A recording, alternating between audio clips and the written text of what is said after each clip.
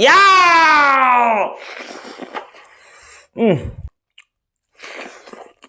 Yongchak Sanju. Lấy cái mà đi bắn phụ qua đấy mà. Mà xuống con ngầu tu.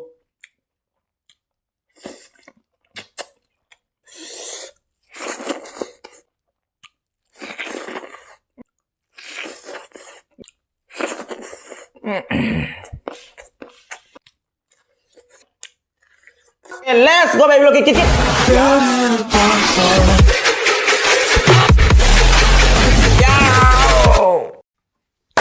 Hai maya mình tengah siu no video yang pudun lah setengah sekali macam sana itu maya yang tapi nasi kita macam makan nasi kita macam apa? Asik uti movie mah terjadi itu uti asang bida movie hari ini uti sih atau asang bihai pada ada uti movie hai tare uti movie mah sekali jadi asik yogak sinju mah jadi mana masing maya punjul laga yogak sinju mah sekali jadi asik nak kangau tu lagi sih ngasih kangau sih kadi kangau apa tadi akai Indonesia itu mushroom kangau mah sekali jadi ada jadi ising di segala jere ising ke seprok intro da ising do ja da badone ising de tongan thangi bana tra intro fukai du ribat glass ta nam yam fukai du ya do gina ba aduna intro da ising ge son thamme asene ngasi mathen se asgana uti asang bihai tare thong badi uti asang bi thong jabani ko uti asang bi da mu gre hai tare uti se kabai mu bune hai de ina ha pe poto amu pot oi khra ba don to riba Hakti kali ising rata kige.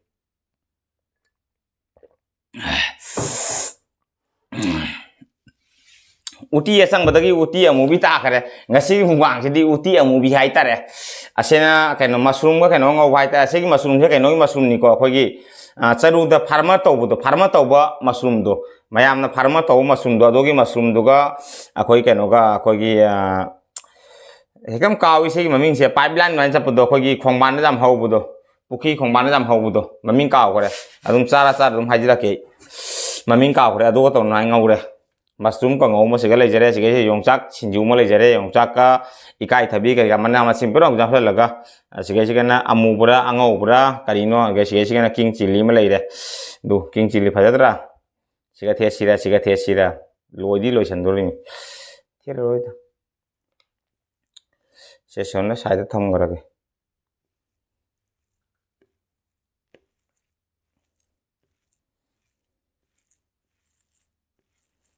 ai uti asang bise ngasi sang badi ngai dena ko mu re uti amubi tare uti amubi mbangai tare sang na badi hona bani do sumai posai do ina soi gi bhai tare aina khogi ken do ko kari hai dare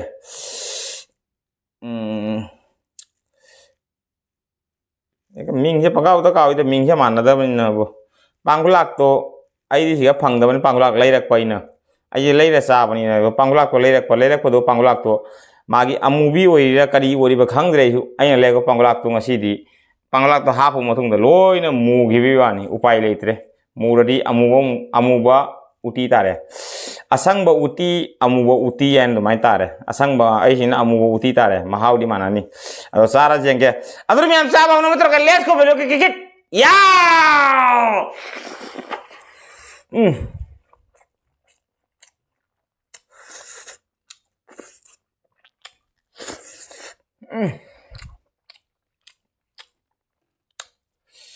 Padahal hau ye nai lagi sih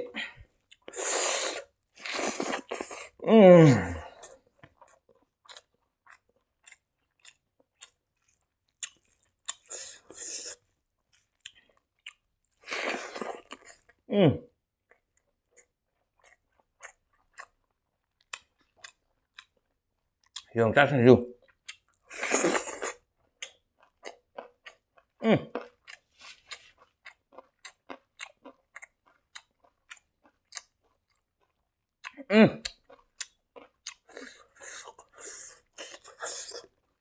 Lấy cái mà đi bắn phụ qua đấy bà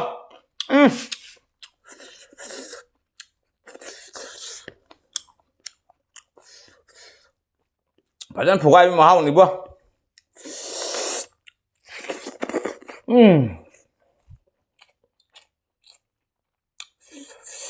mà xuống con ngầu tu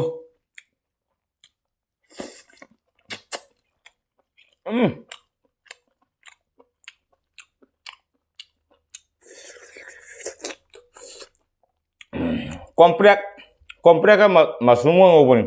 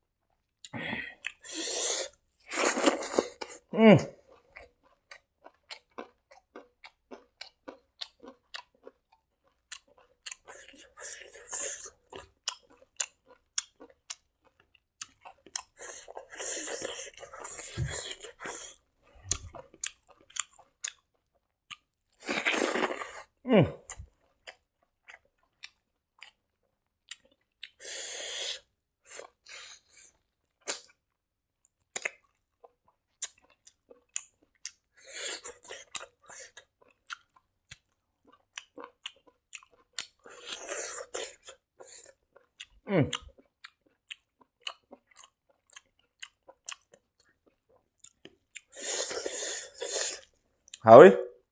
asih mushroom ju. Matang video tuh thonga charak ya.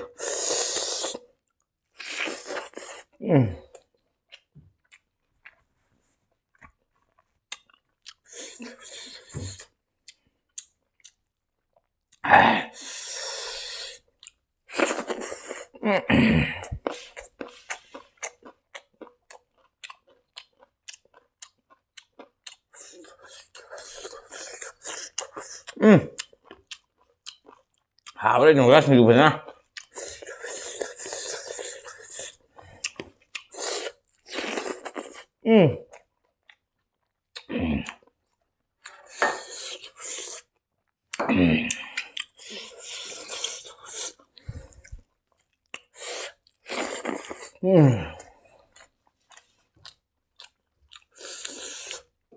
Nasi sinjuca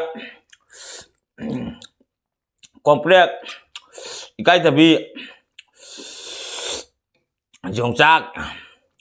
mana tapi punjal laga lap lap tuning kok aduh di kayak di mani puda samaroi aku sonda awak fadigom aduh apa pasan tau deh.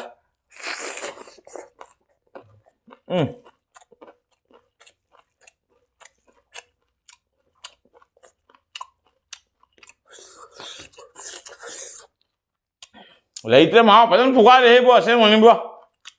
fuga ini mah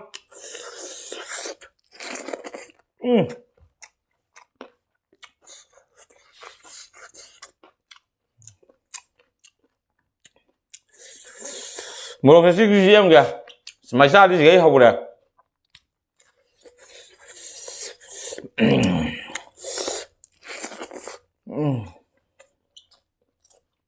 Aslinya umur kamu nih habis ya. Aslinya umur masih nggak beri.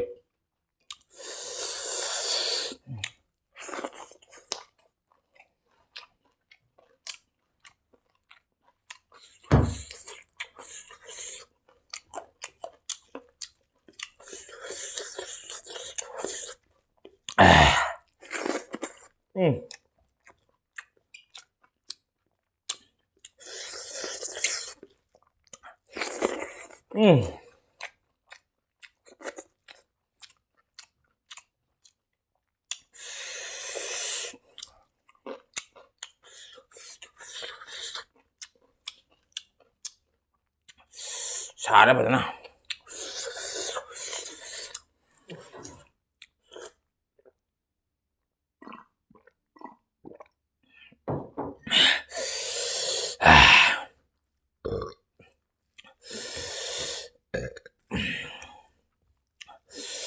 Murapan saya umur cik pa dati ba cik pa kan ako ang kamay hawri